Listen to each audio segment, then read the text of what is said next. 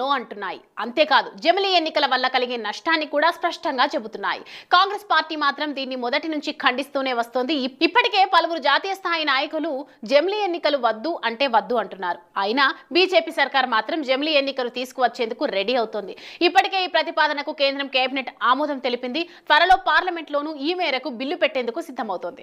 దీంతో దేశంలో మిగతా రాజకీయ పార్టీలతో పాటు ఏపీలో తాజాగా ఎన్నికైన ఎన్డీఏ సర్కార్లో భాగస్వాములైన టీడీపీ, జనసేన, బీజేపీలోనూ టెన్షన్ మొదలైందని టాక్ వినిపిస్తోంది.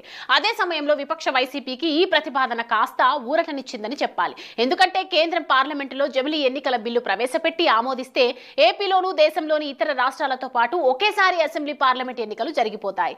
అయితే వచ్చే 5 ఏళ్లలో ఎప్పుడైనా ఇవి జరిగే అవకాశం ఉంది. దీంతో ఏపీలో తాజాగా ఎన్నికైన కూటమి ప్రభుత్వం పూర్తి కాలం అధికారం చెలాయించే పరిస్థితి లేదని అర్థమవుతోంది. ఈ నేపథ్యంలో ఏపీలో మధ్యంతర ఎన్నికలకు కూటమి పార్టీలతో పాటు విపక్ష వైసీపీ కూడా సిద్ధం